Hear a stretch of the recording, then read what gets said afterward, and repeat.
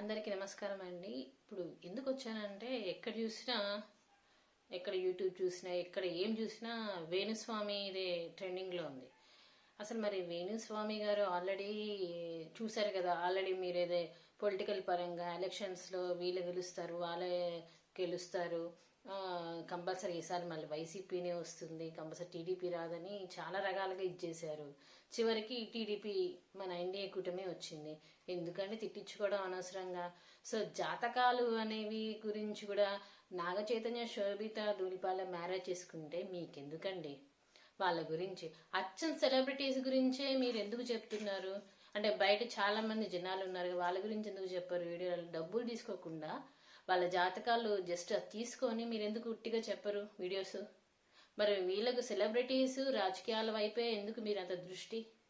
నాకు అర్థం కాడుతాను. వాళ్ళు పెళ్లి చేసుకుంటే వాళ్ళు విడిపోతారని మీకు ఎలా తెలుస్తుంది? ఎంత నక్షత్రం వేసినా, ఏం వేసినా, ఏ తిథి చేసినా, మీరు ఏ కూటమి వేసినా, ఏం వేసినా సరే, మీ ఏ జాతక కూటమి వేసినా, ఏ వేసినా సరే, దేవుడు కొంతవరకే ఇస్తారు. మీకు ఎలా తెలుస్తుంది? మీరేం దేవుడు కాదు కదా, మీకు ఎలా తెలుస్తుంది? నాకు అర్థం కాడుతాను.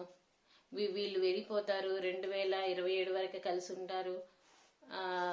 మరి శోభిత ధూళిపాలది కూడా అమావాస్య రోజు ఇప్పుడు ధనుసు రాశి, మరి సమంతాది మేషరాశి. సరే, రాశులు వేరు, అది చెప్పడం వేరు. మంచిగా ఉండాలని కోరుకోవాలి, కానీ మీరు ఎలా చెప్తారండి వీడియోస్ ఇవన్నీ చేసి? దయచేసి వేణుస్వామి గారు ఇకనైనా ఇలాంటివి మానండి. జనాలకి కొంచెం మంచి చేసేటట్టు చేయండి, అంతేగాని వాళ్ళు విడిపోతారు, వీళ్ళు విడిపోతారు, వాళ్ళు అట్లయితారు, వీళ్ళు ఇట్లయితారు. అచ్చం మీరేమీ దేవుడు అందరినీ మనుషుల రూపంలో పుట్టించారు, మీరేం దేవుడు కాదు.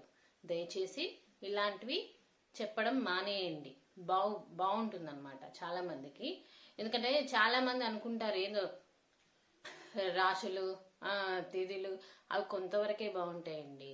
జాతకాలు అనేవి కొంతవరకే నమ్మాలి. మీ జాతకాల్లో అది ఏంటి, కొంచెం ముహూర్త బలం అంతవరకు చూసి బాగుంటుంది, ఈ టైం చేస్తా అంటారు, కానీ మీరు దానికి మించి చెప్తున్నారు మీకు అన్ని తెలిసినట్టు. అలా చెప్పకండి దయచేసి.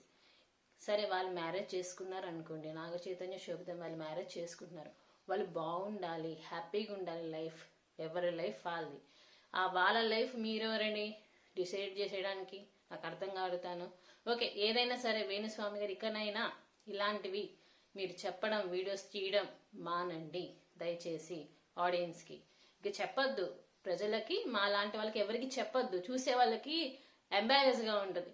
సో అనకూడదు. కానీ ఒకసారి మీ జాతకం గురించి చాలా మంది చెప్తున్నారు వీడియోస్లో, నేను కూడా చూస్తున్నాను. ఓకేనా? మీ జాతకం గురించి వేణుస్వామి గారు చాలా మంది చెప్తున్నారు. ఒక్కసారి మీ జాతకం ఏంటో ఒక్కసారి వాళ్ళు చెప్పే వీడియోస్లో మీరు కూడా ఆలోచించండి. ఓకేనా? దయచేసి ఇంకా ఇలా చెప్పొద్దు. సో ఇది ఎందుకంటే ఇట్లాంటివి కొన్ని మీరు ఎవరు నమ్మద్దండి దయచేసి. కేవలం ఎవరైనా పెళ్లి కుదిరితే గానీ ఏదైనా సమస్య వస్తే కొంతవరకే దేవుని నమ్ముకోండి. దేవుడికి పూజ చేయండి, దేవుడితోనే ఉండండి. మీకు ఇష్టమైన దేవారాధన చేయండి, దీపారాధన చేయండి, దేవుడితోనే చెప్పుకోండి, చేయండి. అంతేగాని ఇలాంటివి మీరు ఈ జాతకం పిచ్చితో ఎవరిని నమ్మవద్దు దయచేసి. ఎవరికి చెప్తున్నా చూసే, ఎవరికైతే కొంచెం సమస్యలు ఉంటాయో, మ్యారేజ్ చేసుకోబోతున్నారు, కొంతవరకే నమ్మండి, అన్నిటిని నమ్మదు. ఎక్కువగా దేవుణ్ణి నమ్మడానికి ప్రయత్నం చేయండి. దేవుని నమ్మితే మనకి సకల ఐశ్వర్యాలు మాకు అన్నీ లభిస్తాయి అన్నమాట మనందరికీ. ఓకేనా? దేవుడితోనే మీరు లీనమైపోండి, దేవుణ్ణి నమ్ముకోండి. సో ఇది అందరికీ మంచి చేరాలని కోరుకుంటున్నాను. ఇంకా ఇలాంటి జాతకాల గురించి మీరు నమ్మవద్దు దయచేసి. ఓకేనా? ఈ వీడియో మీకు నచ్చితే లైక్ చేయండి, షేర్ చేయండి, కామెంట్ చేయండి. నేనేమైనా తప్పు చేస్తే కామెంట్ బాక్స్లో కూడా కామెంట్ చేయండి. ఓకేనా? దేవుణ్ణి నమ్ముకోండి, ఈ జాతకాలకు చెప్పే వాళ్ళని నమ్మద్దు. కొంతవరకే నమ్మండి, అన్ని విషయాలలో కాదు. ఓకేనా?